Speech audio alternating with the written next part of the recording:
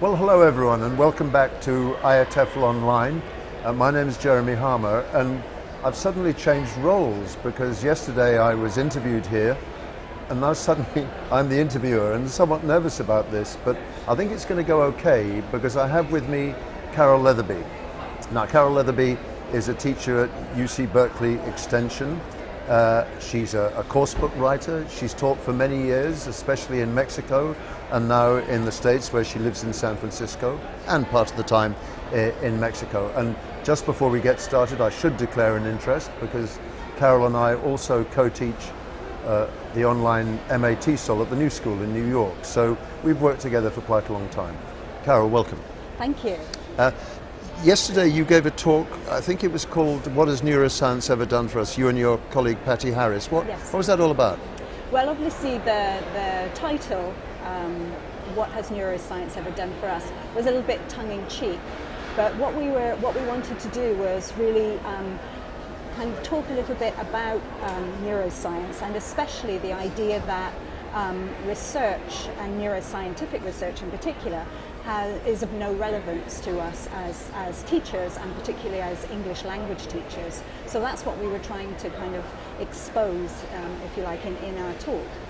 Well, now, the idea of neuroscience having no use for us, the busting of, in inverted commas, neuromyths, has gained quite a lot of currency recently. Can you explain what the argument is, and what neuromyths are we talking about actually? Okay, well, that was only one part of our talk, and I want to make that very clear, that our idea of this is not just, we're saying this isn't true, this isn't true, this isn't true, but we're actually looking for alternatives and suggesting ways that, as teacher trainers, in particular teacher educators, we can make better use of our time, if you like. So the neuromyths that we were particularly talking about yesterday were two.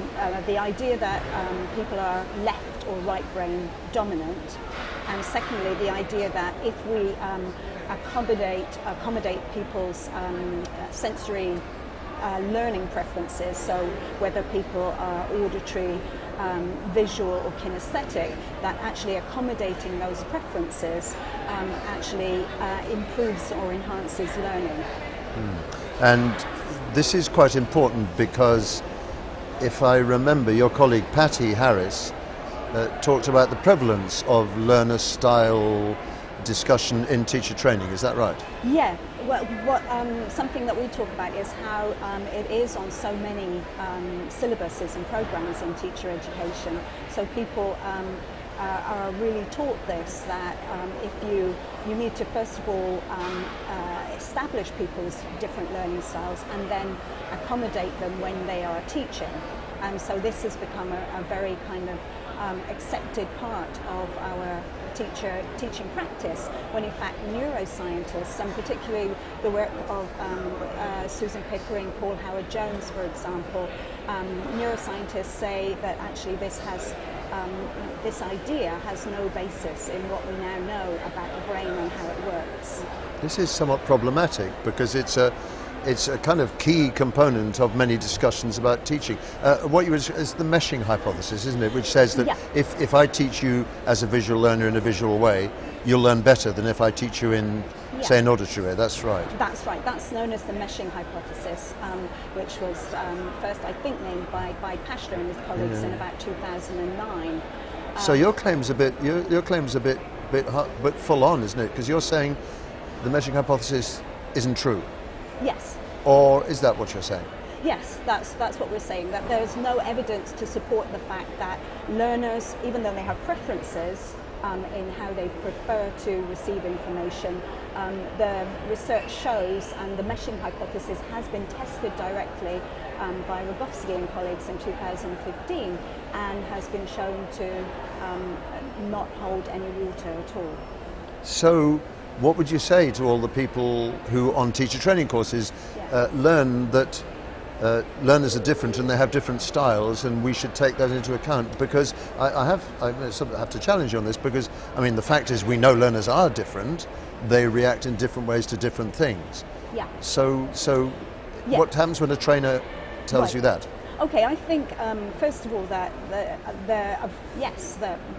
we accept that learners have preferences, definitely, but what our main interest and argument is that instead of spending so much time on something which the research shows actually does not enhance learning, why don't we focus on things which neuroscientific research is showing actually does enhance and improve learning? And that's what we're now becoming very interested in and looking into that area. Can you give us an example of the kind of thing you're talking about? Yeah, one particular thing that we mentioned yesterday in the session, which I'm very, very interested in, is the idea of prior knowledge and how we use what learners know already to help them to learn new things.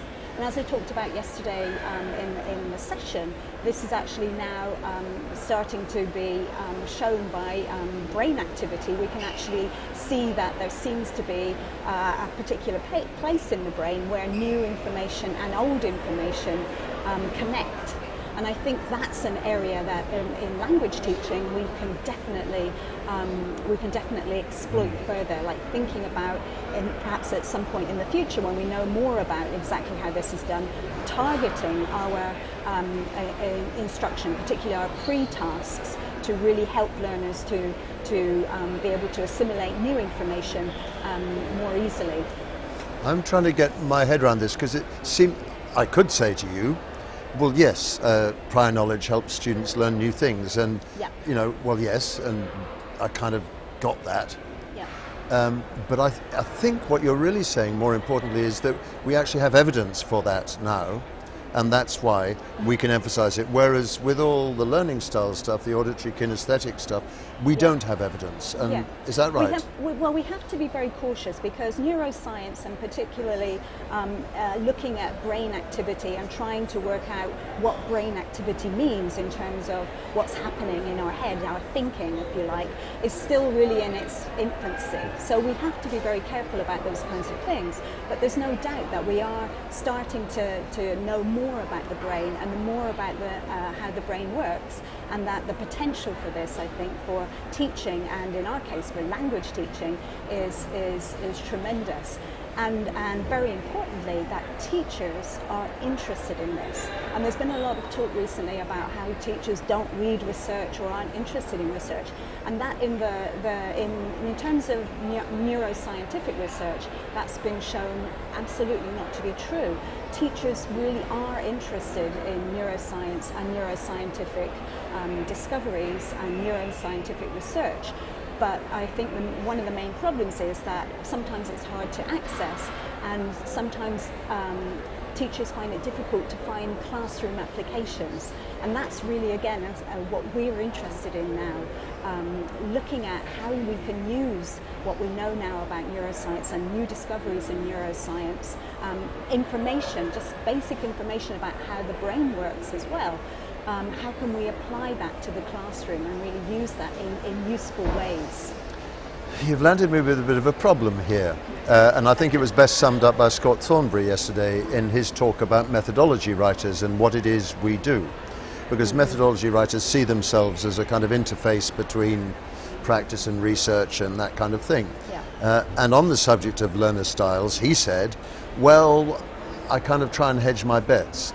And one of the reasons for that has to be that if something, I'll start again, it doesn't have to be, one of the reasons for that probably is that if something is very current in the discussions around the language teaching world community, then the job of a general methodology writer is to reflect that general interest in the language teaching community. But I think you have quite strong views about that. Yeah, I do, and I think that we also have a kind of responsibility to really show what is really happening in the world. And we know now, for example, we have, as I say, we're making discoveries in terms of neuroscience.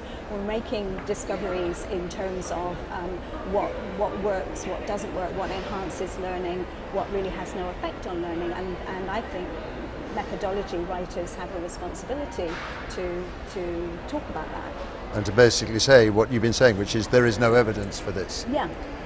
Is there perhaps, however, a discussion to be had about the fact that people are always searching to try and explain the fact that with obviously there are individual differences in a class, and trying to find what it is, and perhaps provoking them to think about their own teaching style in the light of that. Does that make any sense? Yes, but again, I would come back to the point that what I'm interested in is not saying, oh, possibly this might explain this, or people's intuitions about what they feel, but more about what we actually know. And I think we can't ignore the evidence that accommodating learning styles doesn't enhance learning. And more importantly than that, there are clearly evidence-based teaching interventions that do make a difference in how learners learn and how effectively learners learn. And I think, again, that's where our focus should lie. Let's move on from something that now, in 2017, we realise, that actually this doesn't seem to make much difference in how people learn, or it doesn't. Research shows it doesn't. Okay, what does research show does make a difference in learning? And let's focus on those ideas and go with those ideas. One last little thing I was going to say is I think we may coincide in this, but what is your view of teacher instinct? Because we talk about it with enormous passion, and we say that good teachers with experience use their instinct in very productive and creative ways. What do you think of that? Definitely, and of course it's very important that teachers use their experience to help them in the classroom. But the problem occurs, of course, when your instincts or your intuitions about what works in the classroom are actually not correct. And that's, I think, what we're talking about here, that research, and in our case neuroscientific research, is important because it can actually help to provide evidence in favour of things that we instinctively feel work, but also can show us sometimes when our instincts perhaps are a bit off track. Exactly, are not actually Carol, thank correct. you very much for this. Now, I'm right in thinking, aren't I, that you have what's called honoured teacher status at UC Berkeley Exchange, and how did that happen to you?